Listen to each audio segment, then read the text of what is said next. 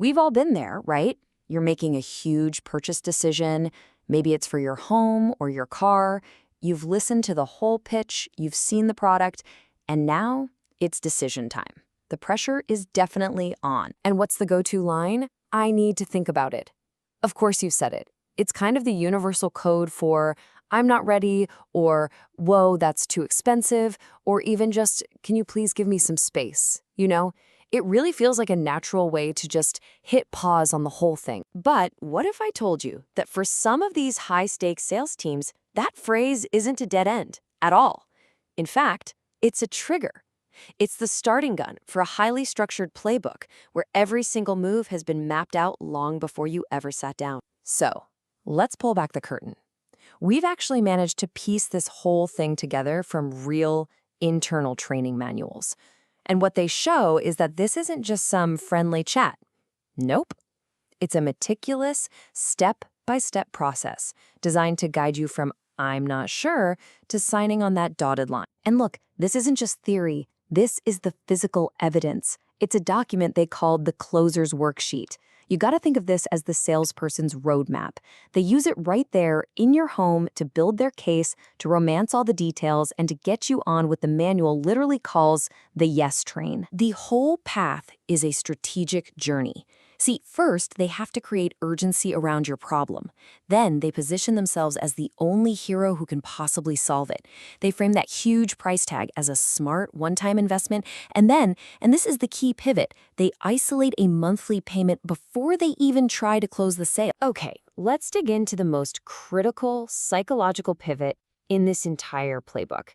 This is really where the magic happens. It's the big shift from talking about the total price to talking about the monthly payment. This lays it all out. There are two totally separate conversations happening at the same time. While you're over here reeling from the sticker shock of, let's say, $56,000, the salesperson has already pivoted. They're re-anchoring the entire discussion around a much, much smaller number, the monthly payment. And it's all based on the pretty simple philosophy. People buy payments, not price tags. And this is the exact language right from the training manual. Just notice how precise it is. Price aside for just a moment, that's a powerful little command that completely reframes the conversation. The salesperson isn't asking if you can afford the whole thing. They're starting a totally new conversation about your monthly cash flow. So here's the performance. They start with a payment number that's intentionally high. When you object, the salesperson ladders down. They'll ask, well, how much too much is it? 25 bucks? 50? They physically cross out the numbers on the worksheet right in front of you, making it feel like this organic, real-time negotiation until you finally land on a number that feels comfortable, a number you believe you chose. Now, here is the crucial point. Once you agree that, say, $700 a month is comfortable, and, here's the key phrase, doesn't create a new problem, the salesperson has locked in what they call the upper bound. Just like that, the we can't afford it objection has been taken off the table for the rest of the conversation. So what happens next? Well, the first discount is presented. And just like clockwork, the customer says it.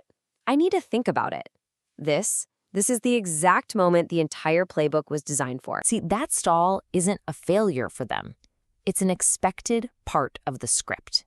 And it triggers a pre-planned 6-step sequence for dismantling your objection, piece by piece. The whole sequence kicks off with a soft touch. First, an empathy statement. I can appreciate that, which kind of disarms you. Then they paraphrase your objection to get you talking more.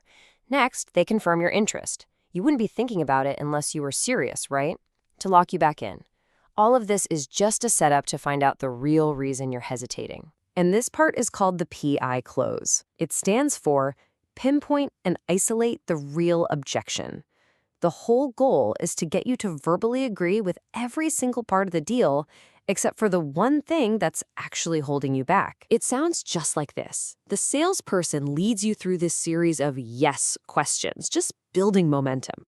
You need this, right? Yes. You like our company, right? Yes. And that monthly payment is comfortable, right? And remember, you can't say no to that last one. You already agreed to it when you set that upper bound. So after that whole string of yeses, after getting you nodding along, the salesperson asks the million-dollar question. It's basically a logic trap. If you agree with the need and the company and the product and the payment, what's left to say no to? You're basically cornered into admitting the real objection. And this gets us to the central rule of this entire game. Whoever says the word price first loses. This whole elaborate dance, the pie close, it's all designed to force your hand. It's designed to make you be the one to finally say, you know what, it's the price. The second you say that, the salesperson is back in complete control. All right, so now that price is the only obstacle left on the table, the final phase begins. And this is not random haggling. No way. This is a pre-planned sequence of justified discounts. First up is the promotional price incentive, the PPI, which they'll tie to some ad you saw. If that's not enough to get you to sign, there's an installation schedule incentive, or ISI. That's where they offer another discount if you're flexible on the install date.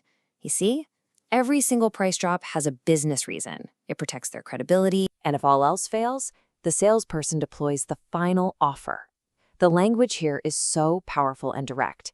It combines mutual need, you need the roof, I need the business, with a really clear call to action and a sense of partnership. Let me welcome you to Erie Home. So what's the philosophy that holds this entire system up? It's not just a collection of tactics, it's a whole mindset. You could even call it a creed for closing the deal. The training documents actually call it the closer's creed, and it's basically a mantra of pure, relentless persistence. The key rules? Play the whole game. Always, always make the customer say price first. You have to rebut their objection and re-ask for the sale before you ever offer them a new, lower number. And the ultimate goal? It's simple. Close the deal or, as it says right here, get kicked out trying. And all of this leaves us with one last thought. Once you understand this playbook, you see the incredible architecture behind modern persuasion. And it raises a really fascinating question. When a conversation follows a script this precise, is it still a conversation at all? Or is it a performance, where one person knows all the lines and the other is just now discovering the plot?